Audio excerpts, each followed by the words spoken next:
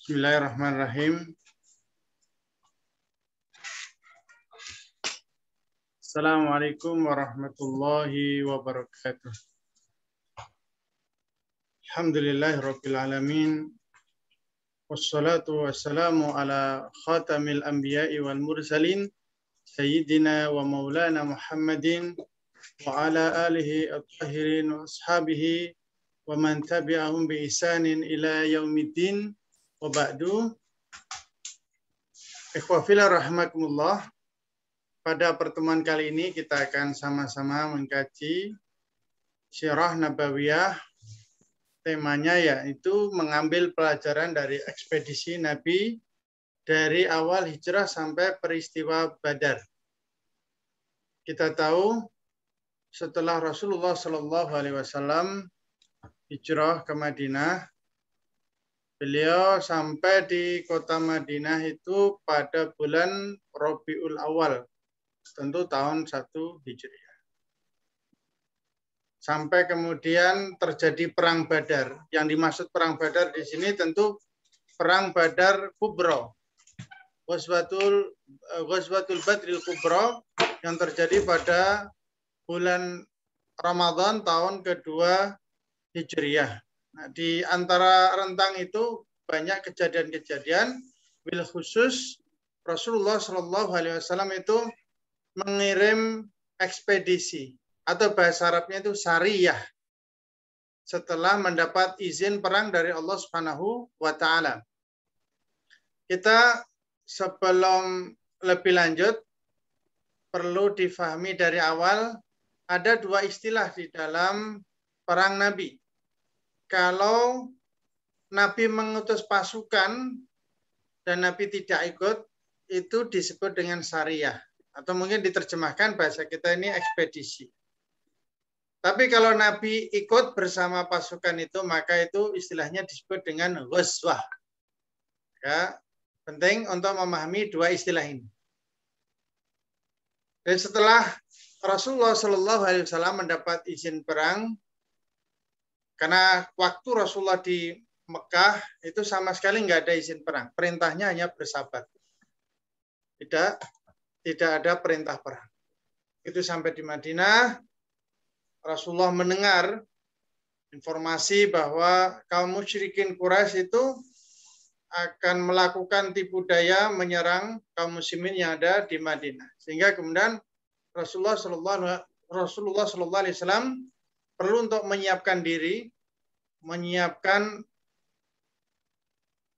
pasukan, menyiapkan kondisi agar menjaga keamanan Madinah. Sehingga kemudian Rasulullah SAW setelah mendapat izin perang itu, Rasulullah mengadakan perjanjian tidak bermusuhan dengan kabilah-kabilah yang ada di jalur perdagangan Mekah dan Syam, atau kabilah-kabilah yang tinggal di sekitar jalur tersebut di luar wilayah Madinah. Selain sebelumnya, sebagaimana kita tahu, Rasulullah sudah membuat perjanjian dengan kaum Yahudi yang ada di Madinah. Kalau kabilah-kabilah sekitar Madinah sudah mempunyai perjanjian dengan Nabi untuk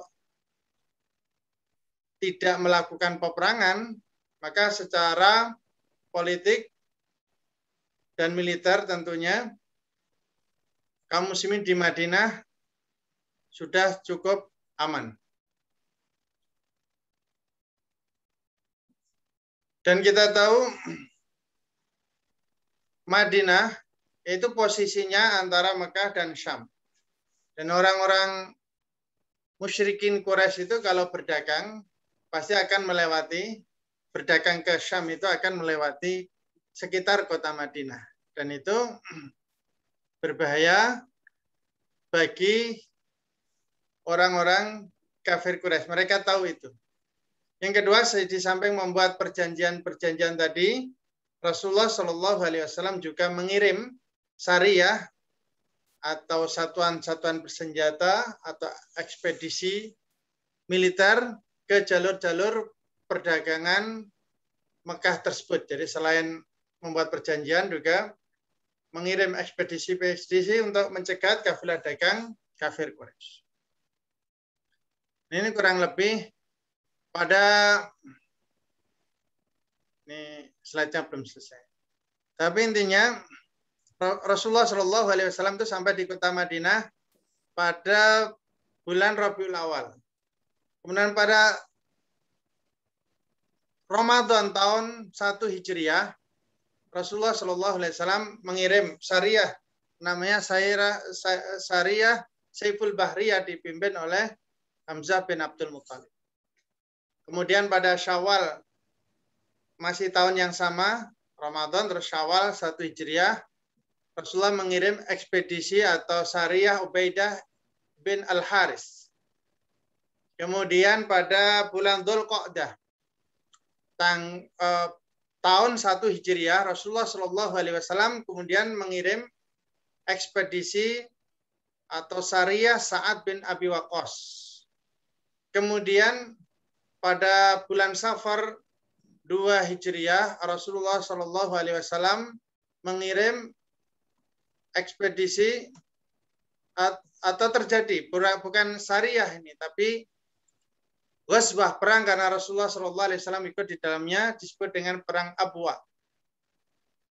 Kemudian pada bulan Rabiul Awal tahun 2 Hijriah, ini tahun kedua Hijriah, terjadi perang Buak. Kemudian artinya kalau disebut perang itu Rasulullah ikut berada di dalamnya. Kemudian terjadi juga di bulan yang sama perang Safawan pada Rabiul Awal 2 Hijriah. Kemudian terjadi perang Dzul Usyairah pada bulan Jumadil Akhir tahun 2 Hijriah. Kemudian Rasulullah Shallallahu Alaihi Wasallam juga mengirim ekspedisi Abdullah bin Jahash pada bulan Rajab tahun 2 Hijriah. Maka setelah itu terjadilah pada bulan Ramadan perang Badar Kubro. Itu kurang lebih peta sekilas tentang syariah maupun ghazwah yang terjadi antara hijrahnya Nabi dan terjadinya perang Badar Al-Kubro. Mungkin secara rinci akan kita bahas satu persatu. Yang pertama yaitu syariah atau ekspedisi Saiful Bahri atau disebut juga Syariah Hamzah radhiyallahu anhu. Pada bulan Ramadan tahun pertama Hijriah, Rasulullah Shallallahu Alaihi Wasallam mengangkat Hamzah bin Abdul Muttalib untuk memimpin ekspedisi. Ekspedisi ini berkekuatan 30 orang yang terdiri atas kaum muhajirin. Kenapa kaum muhajirin dan kaum Ansar tidak diajak? Karena di dalam perjanjian baiat antara Rasulullah Shallallahu Alaihi Wasallam dan kaum Ansar waktu itu, sebelumnya waktu di Mekah juga, itu mereka akan membela Rasulullah itu ketika Rasulullah diserang di Madinah. Kalau Madinah diserang maka bersatu padu untuk membela Rasul. Tapi ini masalahnya keluar dari kota Madinah. Sehingga kemudian yang diutus itu hanya kaum muhajirin saja. Ya, 30 orang terdiri dari kaum muhajirin ini diutus, dikirim untuk mencegah kafilah Quraisy yang datang dari Syam. Syam itu kurang lebih ini di atas. Yang dipimpin oleh Abu Jahal bin Hisham dengan kekuatan 300 orang. Jadi 300 orang dihadang oleh 30 orang. Setelah sampai di Saifil Bahr, di sini kurang lebih di pinggir Laut Merah,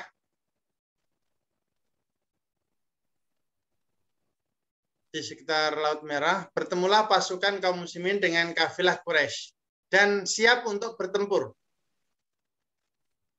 Tetapi ada seorang yang namanya Majd bin Amr al-Juhani. Orang ini merupakan sekutu Quraisy juga sekutu kaum muslimin. Artinya punya perjanjian dengan orang Quraisy, juga punya perjanjian dengan kaum muslimin. Dia berjalan di tengah-tengah antara dua pasukan ini dan dia meminta agar mereka tidak berperang. Maka kemudian tidak terjadi pertempuran saat itu. Dan bendera Hamzah adalah bendera yang pertama dikibarkan oleh Rasulullah Shallallahu Alaihi Wasallam, warnanya putih dan dibawa oleh Abu Mursyid Kinas bin Husain Al-Ghanawi. Ini kejadian pertama. Bendera kaum muslimin pertama dikibarkan ini pada Sariyah Saifil Bahri atau disebut juga Sariyah Hamzah radhiyallahu anhu. Ini kejadiannya pada bulan Ramadan tahun pertama Hijriah. Kemudian Rasulullah Shallallahu Alaihi Wasallam juga mengirim pasukan ekspedisi militer yang dipimpin oleh sahabat Ubaidah bin Al-Haris bin Abdul Muttalib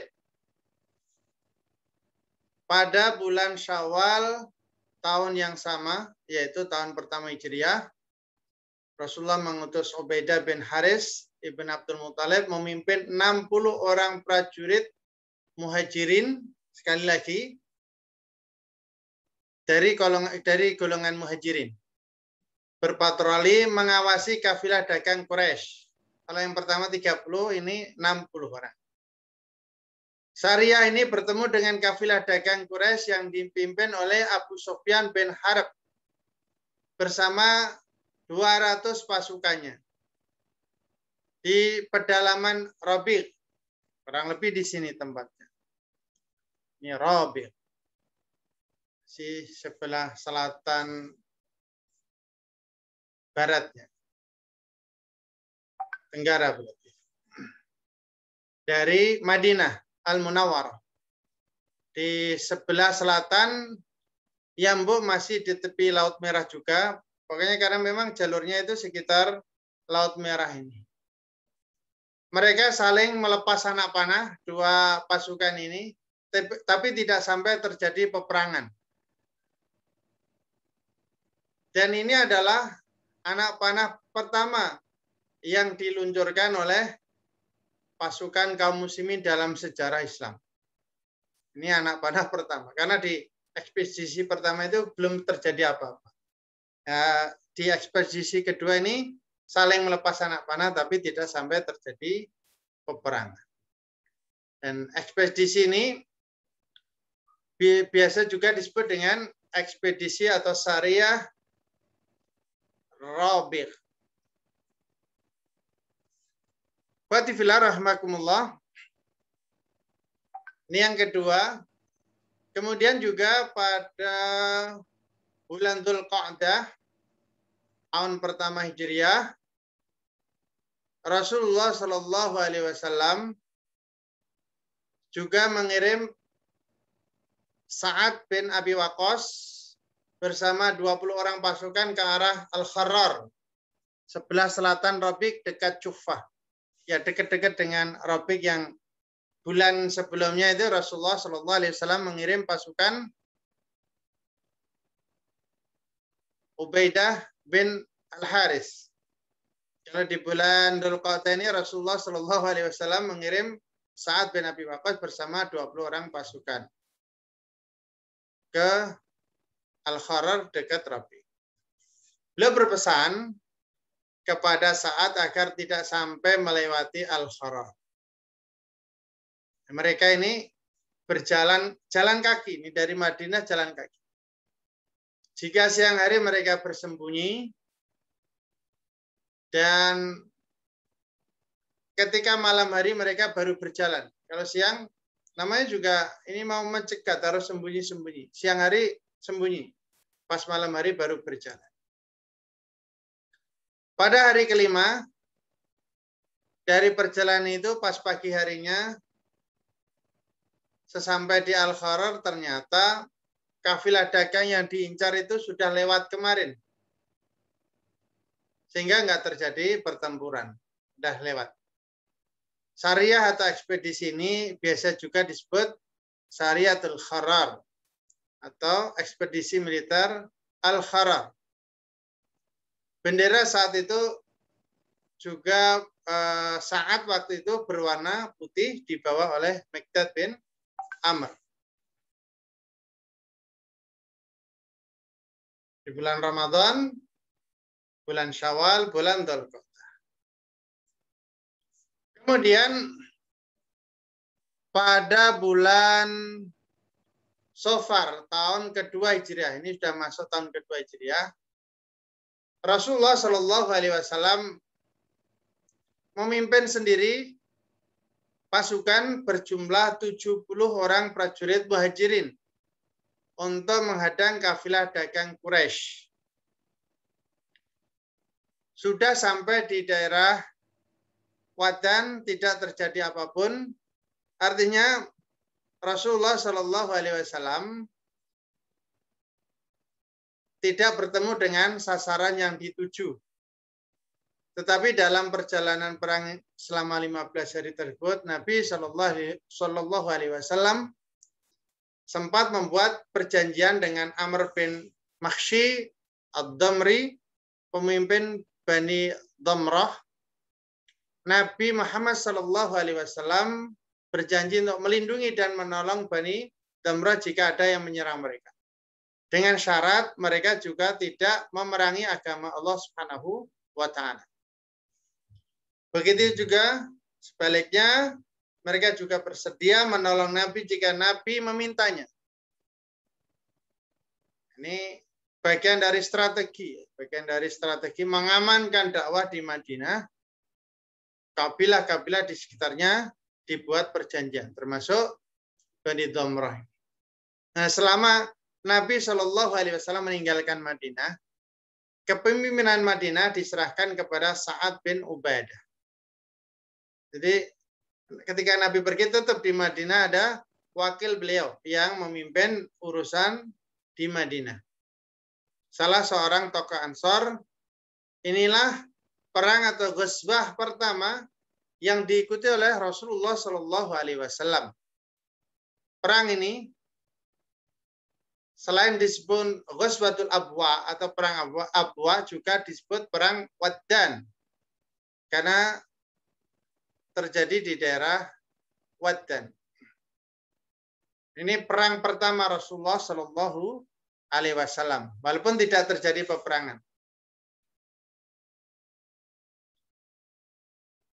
Kemudian ikhwati fillah rahimakumullah, setelah bulan Safar, kemudian pada bulan Rabiul Awal, pada tahun kedua Hijriah, Nabi Muhammad Shallallahu Alaihi Wasallam keluar lagi, membawa pasukan dengan kekuatan 200 orang prajurit. Tujuannya sama dengan ingin menghadang kafilah dagang Quraisy dengan kekuatan 100 orang yang membawa 2.500 ekor unta. Dalam kafilah itu terdapat tokoh kafir Quraisy yaitu Umayyah bin Khalaf. Perjalanan pasukan muslimin sampai di daerah Buwat, tapi sasaran yang dituju tidak bertemu, sehingga karena tujuannya daerah Buwat, maka perang ini disebut Buwat. Dan ini perang karena Nabi Shallallahu Alaihi Wasallam sendiri yang membawa pasukan, maka itu disebut dengan ghazwah. Setelah itu, pada bulan Rabiul Awal juga terjadi perang Safawan, atau juga disebut dengan Ghazwatul Badr As-Sughra, perang Badar kecil atau perang Badar awal. Pada bulan Rabiul Awal tahun kedua Hijrah ini terjadi perampokan. Ceritanya terjadi perampokan hewan ternak milik kaum muslimin di Madinah. yang dilakukan oleh sekelompok kaum musyrikin yang dipimpin oleh Qurs bin Jabir Al-Fihri. Kemudian Rasulullah Shallallahu Alaihi Wasallam membawa 70 orang sahabat untuk mengejar mereka sampai di lembah Safwan atau Safawan ke arah Badar. Artinya menuju Badar itu sudah dekat dengan Badar. Tetapi tidak sampai terjadi peperangan. Tidak sampai terjadi kontak senjata karena nggak ditemukan. Perampoknya entah sudah kemana. Peristiwa ini disebut perang Safawan atau juga disebut juga perang Badar Sughra atau perang Badar pertama. Selama Rasulullah Shallallahu Alaihi Wasallam pergi kepemimpinan Madinah diserahkan kepada Zaid ibn Al-Harisah. Berarti ini perang keberapa yang diikuti Nabi, yaitu perang ketiga. Pertama perang Abwa, perang Buwa, dan perang Safawan atau perang Badar Sughra. Kemudian setelah itu pada bulan Jumadil Ula tahun kedua Hijriah, Nabi membawa 150 atau 200 muhajirin. Demikian tertulis dalam Ar-Rahiqul Makhtum. Para mu'arrikh atau ahli sejarah berbeda pendapat terkait dengan jumlahnya. 150 atau 200 muhajirin dengan misi yang sama. Sebagaimana sebelum-sebelumnya, yaitu mencegat kafilah dagang Quraisy. Sesampai di Usyairah, Usyairah itu di sini nih, ada petanya di sebelah barat, ya, barat dari Madinah, dekat juga dengan Laut Merah.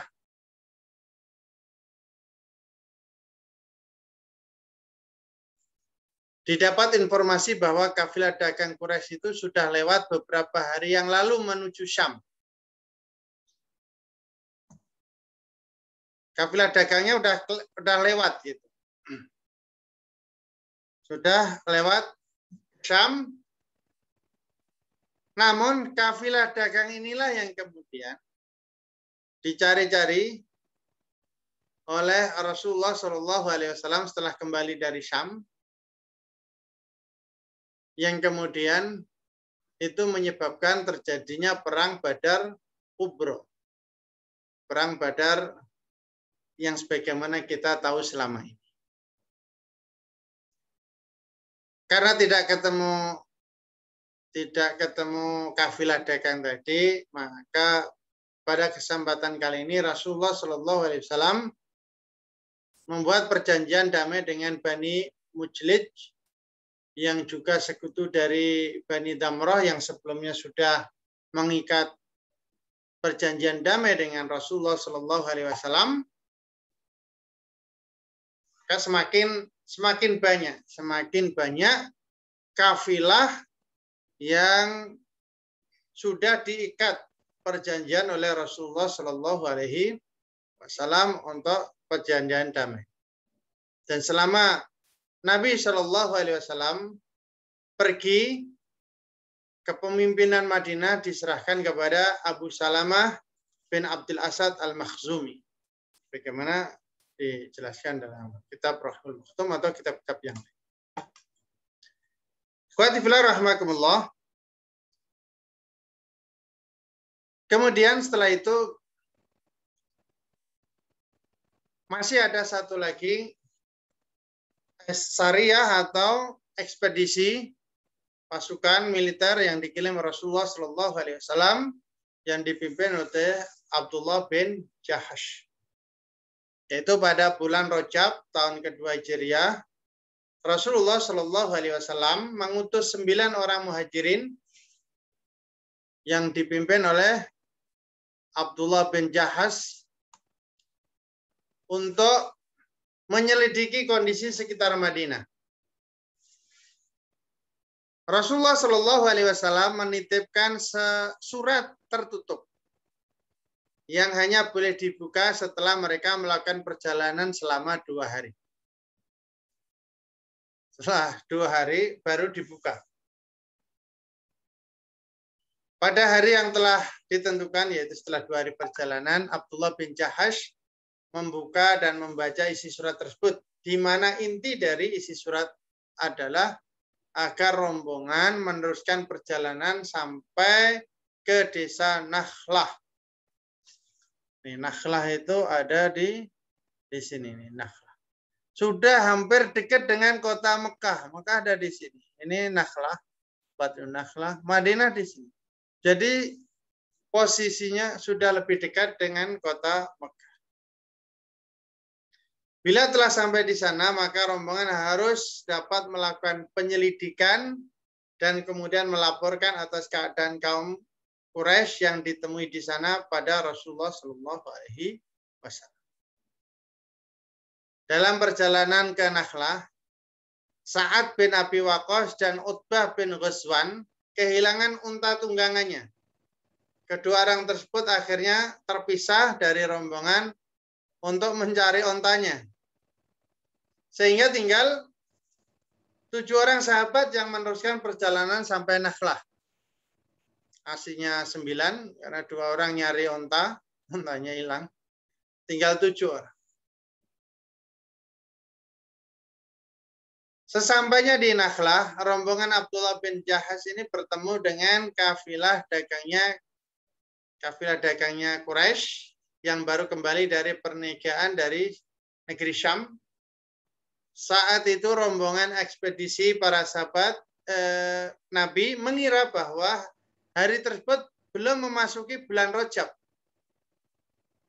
Sebagaimana kita tahu bahwa bulan Rajab itu termasuk salah satu dari Ashhurul Hurum, yaitu 4 bulan yang diharamkan untuk melakukan peperangan.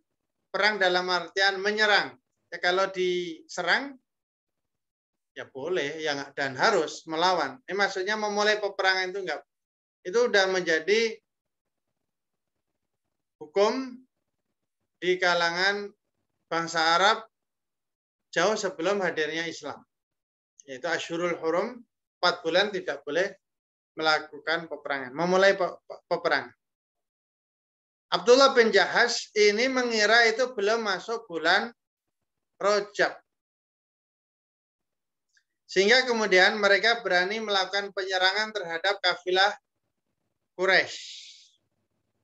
Pertempuran tidak dapat terelakkan. Kaum Quraisy ada yang terbunuh dan ada pula yang menjadi tawanan. Serta harta hasil perniagaan mereka pun berhasil dikuasai oleh rombongan Abdullah bin Jahash. Ini terjadi di desa Nakhlah. Karena ternyata pertempuran itu terjadi di bulan Rajab, ini menjadi masalah tersendiri. Orang-orang Quraisy menuduh kaum muslimin itu tidak menghormati bulan Rajab. Sehingga orang-orang Quraisy, wabil khusus Abu Jahal dan kawan-kawan, mempunyai alasan untuk memanas-manasi masyarakat Arab saat itu untuk bersama-sama menghukum kaum muslimin karena telah melanggar kesucian bulan Rajab. Di sisi lain, ketika Abdullah bin Jahash pulang dan sampai di Madinah, mereka menyerahkan pada Rasulullah Shallallahu Alaihi Wasallam ghanimah dan tawanan perang pertama kalinya dalam sejarah Islam. Dan dikala itu belum turun aturan pembagian ghanimah dan tawanan. Tapi Rasulullah Shallallahu Alaihi Wasallam menolak hasil yang diperoleh syariah atau ekspedisi tersebut. Bahkan beliau menegur karena ekspedisi tersebut telah berbuat sesuatu yang melewati sesuatu yang tidak diperintahkan oleh Rasulullah Shallallahu Alaihi Wasallam, yaitu melakukan peperangan di bulan haram. Bulan yang telah diyakini oleh ajaran agama tauhid sebagai bulan yang diharamkan untuk melakukan pertumpahan darah. Maka rombongan ekspedisi ini menyesal atas kekeliruannya, tetapi kemudian Allah Subhanahu wa taala memberikan pembelaan terhadap perbuatan Sariyah Abdullah bin Jahsh dengan turun firman-Nya, yas'alunaka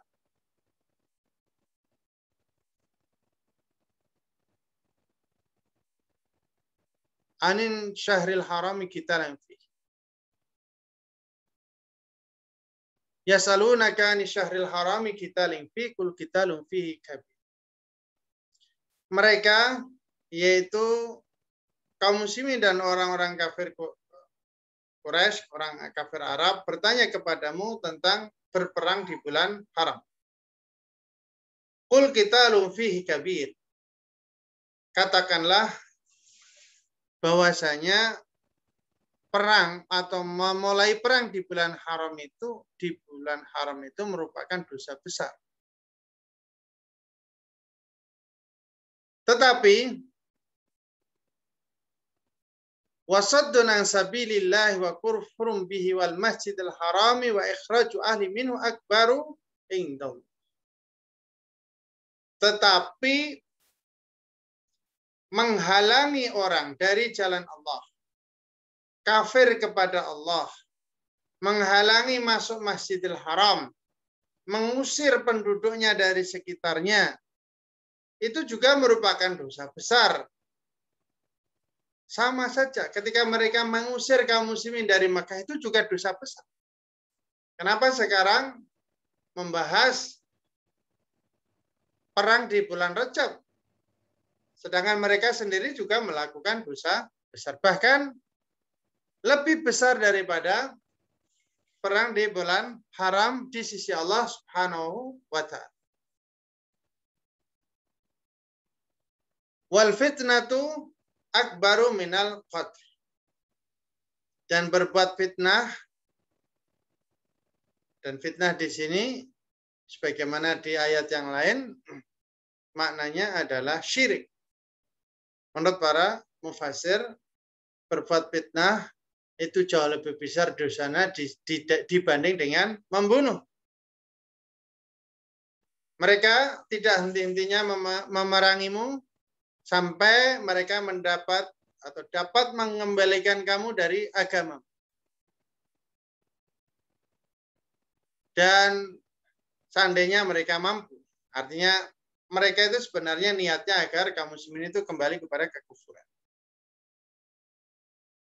Dan barang siapa yang murtad di antara kamu dari agamanya, lalu dia mati dalam kekafiran, maka mereka itulah yang sia-sia amalannya di dunia dan akhirat.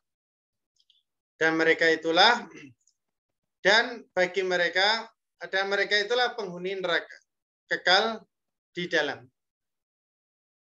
Ini pembelaan Allah Subhanahu wa taala terhadap Sariyah Abdullah bin Jahsh ketika mereka dituduh melakukan dosa besar karena memulai perang di bulan Rajab.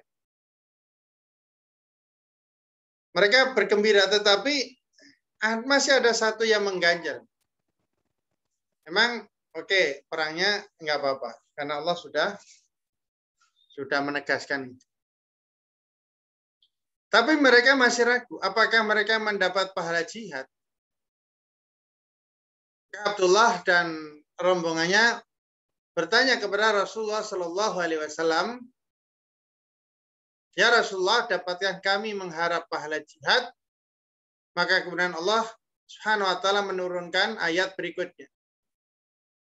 Innal ladzina amanu wal ladzina hajaru wa jahadu fi sabilillah ulaika yarjuna rahmatullah.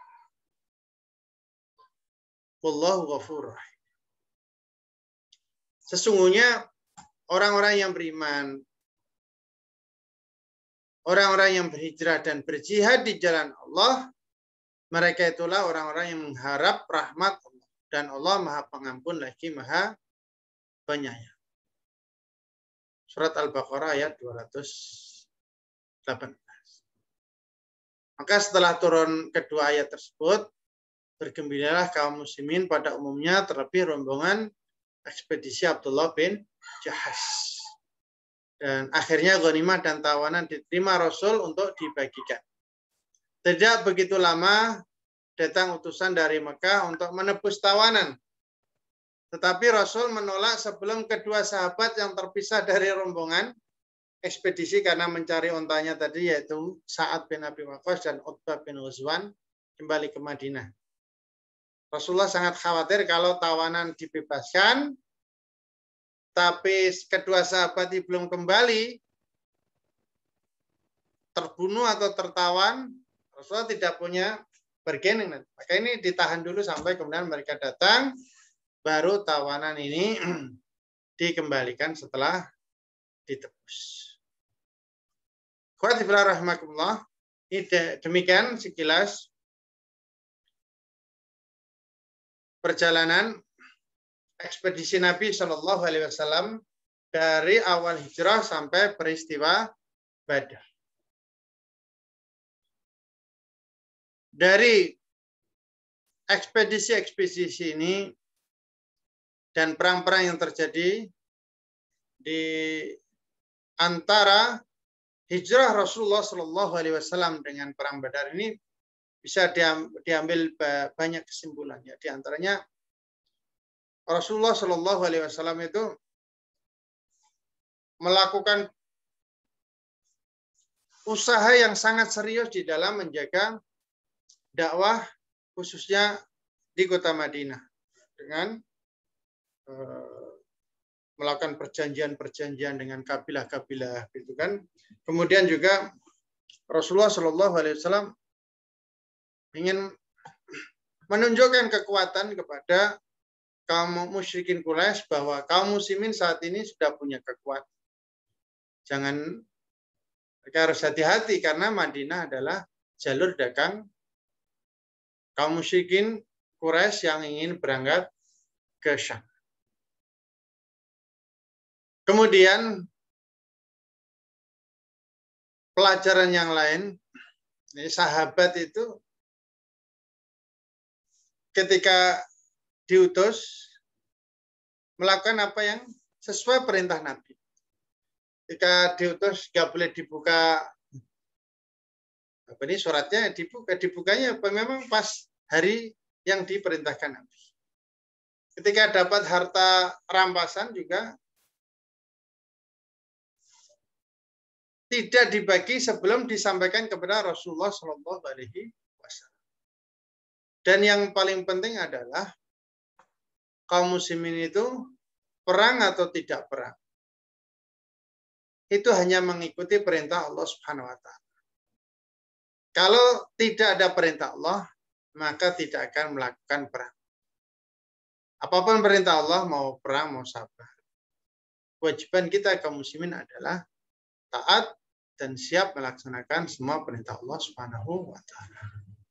Mudah-mudahan dari perjalanan kisah ekspedisi Nabi sampai Badar ini ada hikmah pelajaran yang dapat kita ambil dalam rangka menegakkan dakwah dimanapun, wabil khusus di bumi Indonesia, bahwa di dalam menegakkan dakwah dibutuhkan kesungguh-sungguhan dan siap mendapat atau menghadapi resiko apapun. Ahasiban nasu ayyutraku ayyaqulu amanna wa hum la yuftanun.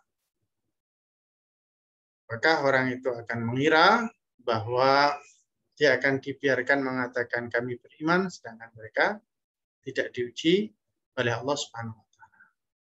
Hadana Allah wa iyyakum ajma'in. Billahi taufiq wal hidayah wa ridha wal inayah. Assalamualaikum warahmatullahi wabarakatuh. Waalaikumsalam.